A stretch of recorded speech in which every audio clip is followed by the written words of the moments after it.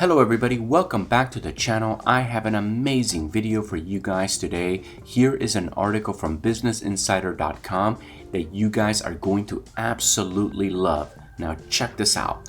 Call it a crash, call it a recession. The housing market is so weird right now, no one knows how to describe it. I couldn't agree with this title anymore because, you know, here we go. High inflation, right? Going into this crazy weird market where the feds are raising rates and at the same time we have very low supply. So it's sort of like, so because we had low rates, you know, in May, it shot up the price of homes. And now once they're up, right, you would think that, okay, it's time for them to come down. It's very normal because the feds are raising the rates. But because of inflation, and everything that's happening in the economy, it's keeping the supply down. So now it's keeping those high prices up where they are, which is making it a total weird scenario. Now check this out. Let's read a little bit. Here's the bullet points. A typical real estate cycle occurs in 4 phases: expansion, hypersupply, recession, and recovery. But hypersupply is missing from the current cycle, and experts can't agree on what will come next. Some say a correction, while others believe a dramatic downturn is in store. This is very true. You see, right now we are missing the hypersupply. Why? Because people do not want to put their houses out on the market. Plus, a lot of people, what ended up happening in 2021 is that people, instead of taking their putting their house up for sale and you know, maybe buying something else or something like that, like upgrading, what they did is they took money out of their house. They, you know, if they had the equity, they went and they took out a second, then grabbed all that cash and, you know, did whatever it is that they wanted to do. Maybe upgrade their house or you know, just go buy different things.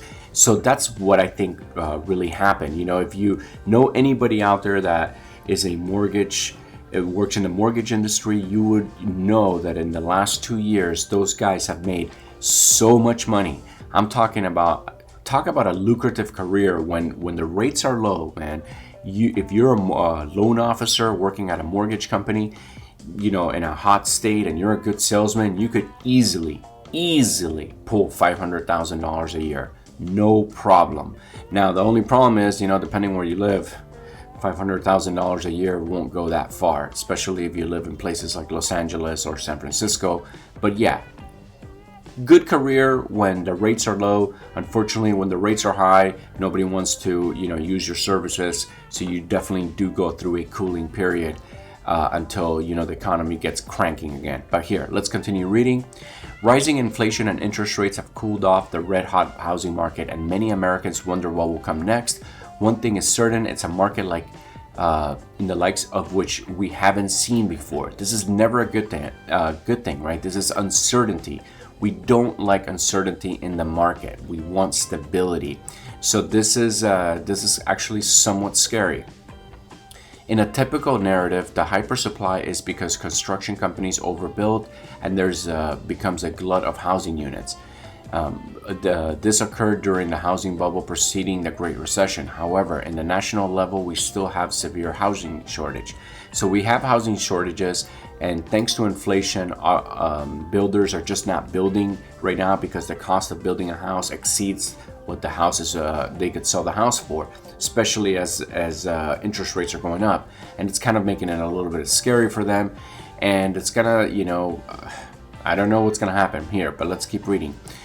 This occurs not because the demand for housing has gone away, but because rising interest rates have made it so that people can no longer afford to buy new homes, right? Exactly. Well, one thing that it's missing out is that it's at the price, right? Because, you know, right now with materials going up, with everything going up, although lumber is supposed to come down, but still, with everything going up, the house just becomes too expensive. You know, so builders are kind of strapped. You know, they really cut down on their building starts this year, which has the markets a little bit worried. But here, let's keep reading. Housing is a leading indicator of a broad economy. I would say housing is in a recession, and this likely means that the rest of the economy will be in a recession soon. Yes, wow, this is crazy. Builders have been overbuilt as lenders have strict lending standards, but put those together and you have a housing market that is unlikely to crash anytime soon.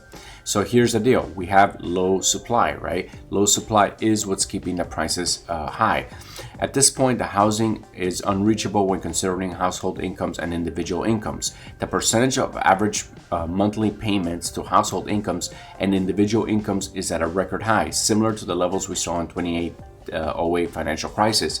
See, here's the problem is that because of the record low interest rates, the prices went up way too high. There wasn't that many sellers because what coronavirus did was it cut down the supply, right? Because, you know, in general, people didn't want to put their houses on the market when there's a pandemic, plus the whole country shut down for a few months. So that together, and then, you know, as a result, the Feds lowered the rates to zero to kind of stimulate the economy. The few houses that were up for sale, people took advantage. There was obviously more buyers than sellers, and that made the price just skyrocket. And now we're in a situation where, you know, unfortunately, because of those elements coming together, now communities are priced out. Right? People are priced out of their own communities. And so people are holding on to their properties because they know that if they sell, they can't go somewhere else, right? They can't afford, you know, a better house. So that's kind of a big deal, guys. That is, to me, it's a big deal. Look, if we jump over to the housing market, the Redfin weekly housing market data, and we can see here as the home price, median home price sales, this blue line was 2019, and 2020 is red, 2021 is orange, and black right here is 2022. You could see how much the prices went up, unsustainable growth, and we will see this black line definitely coming down. I would say, in my opinion, it's gonna cross the blue line. So we're gonna go below 2019 prices, because the economy took too much of a hit. Right here, look at that hit right there, that's coronavirus.